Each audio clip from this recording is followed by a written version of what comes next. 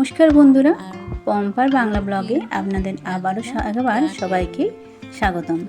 কালকে আমি দেখিয়েছি আপনাদের আমার বড় ছেলের জন্মদিনে কিছু অংশ, আর আজকে তার একটু ছোট্ট মিনি ব্লগ নিয়ে আপনাদের কাছে চলে এসেছি। সন্ধ্যেবেলাটা কিভাবে কাটলো আমাদের, কি করলাম সেটুকুই আপনাদের সাথে শেয়ার করব। তো যাই হোক, ছেলের বার্থডেতে কেক চলে এসেছে, আর আপনারা দেখতেই পাচ্ছেন আমার ছেলের নাম হচ্ছে সোহম, আর ও 23 সাল সম্পূর্ণ হলো। তো যাই হোক, ও 14-24-এ পা দিল। আর কেকটা কেমন হয়েছে অবশ্যই কিন্তু জানাবেন। আর এই কেক কাটা নিয়ে বেশ সমস্যা, ছেলে বলছে কিছুতেই না, আমার লজ্জা লাগছে, আমি কেক কাটবো না। আর আমরা বলছি না, কেক কাটতেই হবে। যাই হোক, ওর বাবা আর আমি দুজনে মিলে জবরদস্তি ওকে কেকটা কাটানো হয়েছে। বলছে ক্যামেরা করতে হবে না, ঠিক আছে কেক কাটবো কিন্তু ক্যামেরা করতে হবে না। আমি বললাম না, করছি যখন একটুখানি ভিডিও করব। তো যাই হোক, এখানে এই যে আমার ছোট ছেলে মোমবাতিটা জ্বালানোর চেষ্টা করছে, আর আমার বড় ছেলে তো সাইডে দাঁড়িয়ে আছে চুপ করে। তো যাই হোক, সে তো ইচ্ছেই নেই তার, যে তার ভীষণই লজ্জা লাগছে যে কেক কাটবো না এরকম ব্যাপারে একটা। আমি বললাম কী আছে, লজ্জার কিছু নেই। তো সে দেখতেই পাচ্ছ তোমরা, তার সে কিন্তু আমার বড় ছেলে খুবই একটু লাজুক টাইপের।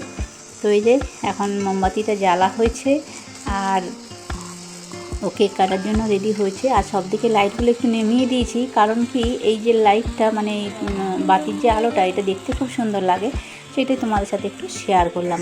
আর বেশি কাউকে ডাকাডাকি করিনি, শুধু নিজেরাই বাড়িতে কিন্তু এই সেলিব্রেশনটা আমরা করেছি।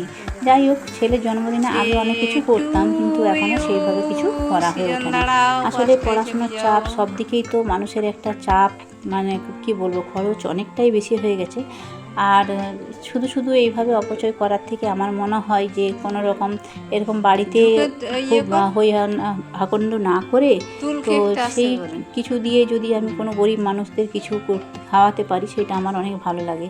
ছোট ছেলের জন্মদিনে আমি বাইরের কিছু মানুষকে কিছু খাবার দিয়েছিলাম, কিন্তু বড় ছেলে সেইভাবে আর করা হলো না। যাই হোক, পরে চেষ্টা করব যে কখনো যদি পারি বড় ছেলেরও দেওয়ার চেষ্টা করবো। তো ছেলে আমার কেক কাটা হয়ে গেল, আর কেক কাটার পর তার ভাইকে খাইয়ে দিল, আর আমি ছিলাম সাইডে, আমাকে দিল, তারপর তার পাপাকে দিল।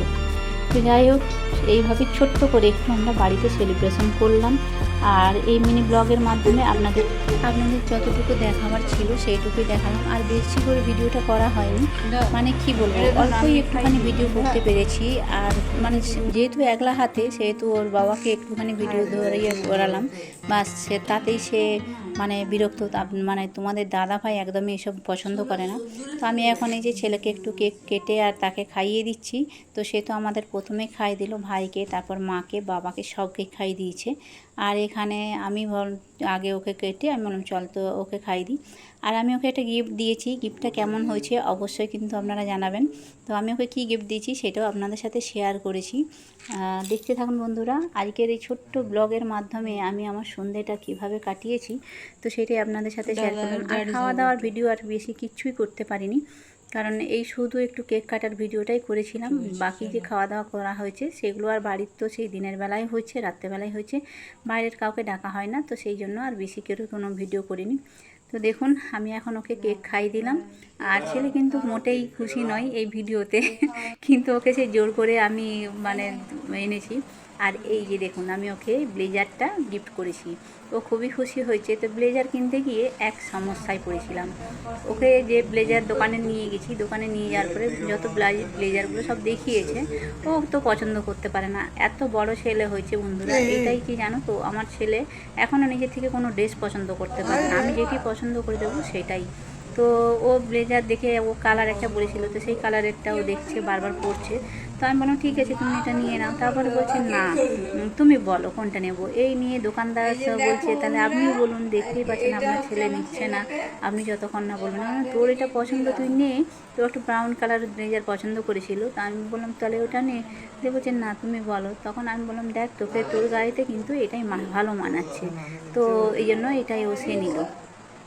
কি বলবো, দোকানে গিয়েও সে 1 ঘন্টা ধরে এরকম ব্যাপার চলেছে, যতক্ষণ না আমি বলেছি যে হ্যাঁ এটা ভালো লাগছে, ততক্ষণ কিন্তু ও নিচ্ছেই না, শুধু বলছে তুমি বলো তোমার কোনটা ভালো লাগছে, তুমি বোঝো। তো ফটো তুলে তাকে দেখালাম, তাও সে বলছে না তুমি বলো। তো যাই হোক, কেমন হয়েছে আমার গিফটটা। আর ওর একটা ইচ্ছে ছিল, তো আমি ভেবেছিলাম যে ওকে জন্মদিনেতেই আমি এটা গিফট করে দেবো। তো যা এমনি পছন্দ হয়েছে খুবই ওর নিজের থেকে। আর কালারটা নিয়েও চিন্তায় ছিল, কিন্তু পরে দেখে আর পরে দিয়ে বলছে না ভালো লাগছে, আর বন্ধুরাও বলেছে ভালো লেগেছে। চলুন বন্ধুরা, আজকের ভিডিও এখানে শেষ করলাম। আপনারা সকলে ভালো থাকবেন, সুস্থ থাকবেন। ভিডিওটি কেমন হয়েছে অবশ্যই কিন্তু কমেন্টের মাধ্যমে জানাবেন। টাটা।